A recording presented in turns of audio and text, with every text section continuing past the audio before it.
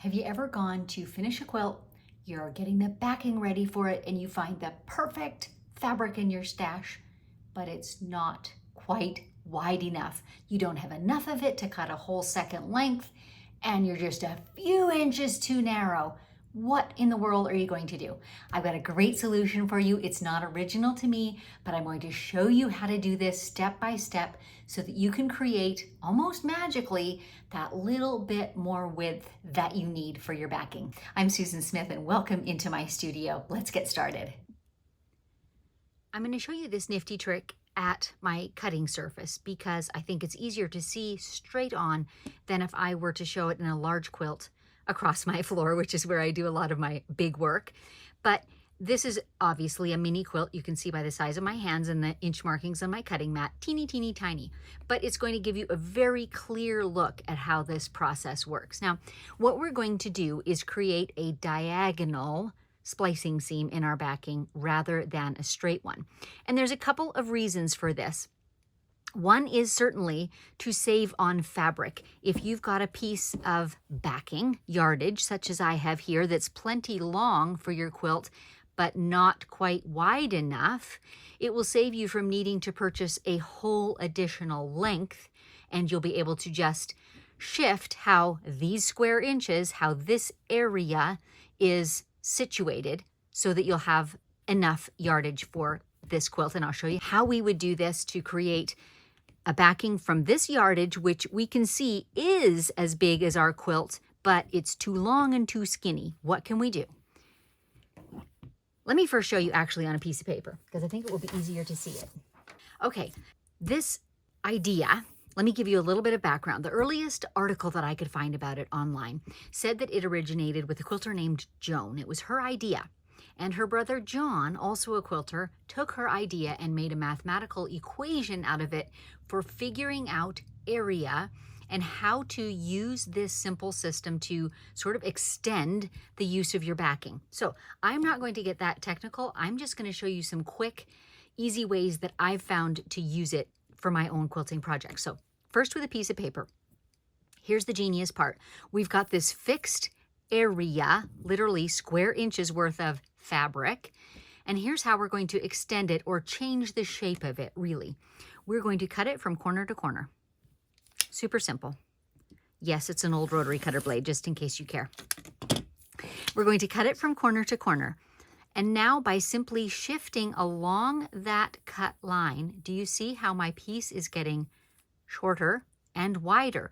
Same actual square inches of area, but now in a different shape, perhaps a more useful shape for my quilt. So now that you've seen it on a piece of paper, let's talk about how this plays out when you're quilting.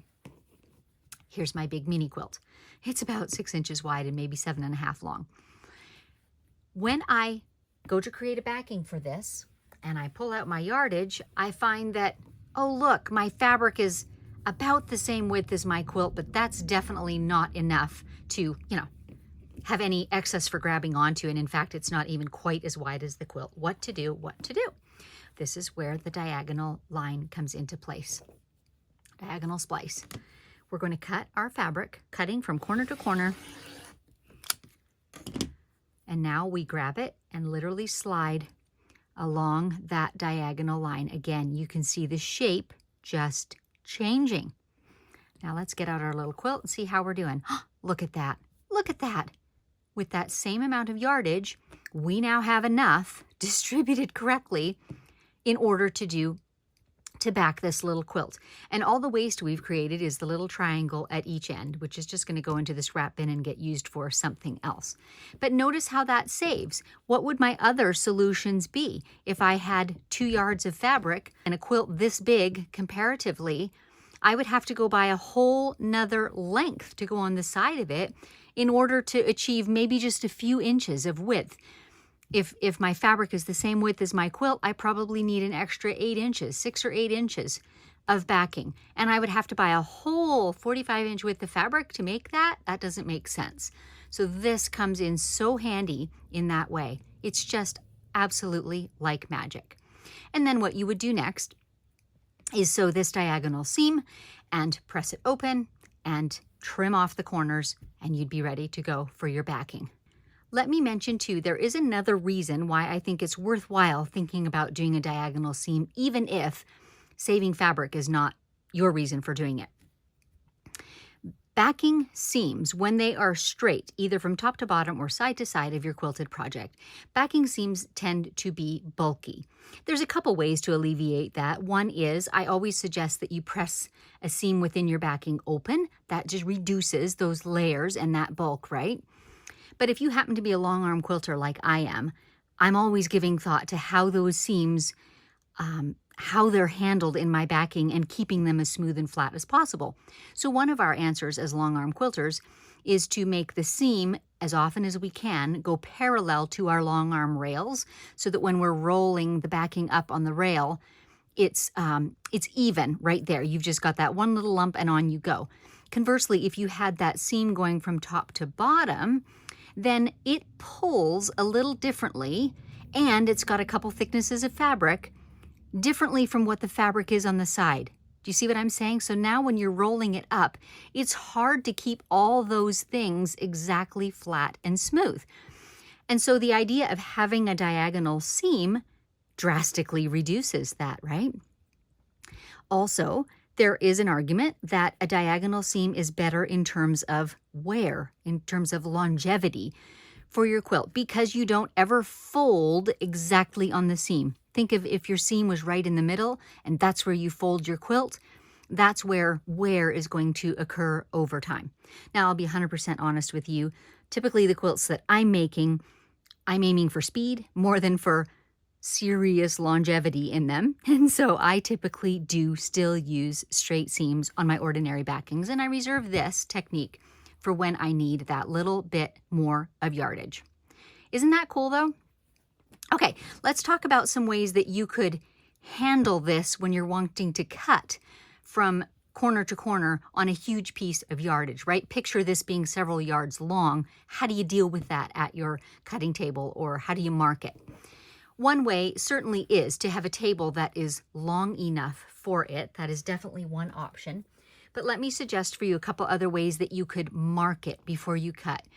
And one would be to literally fold from corner to corner and put a gentle finger press in that. You don't want to stretch it because remember it is on the bias.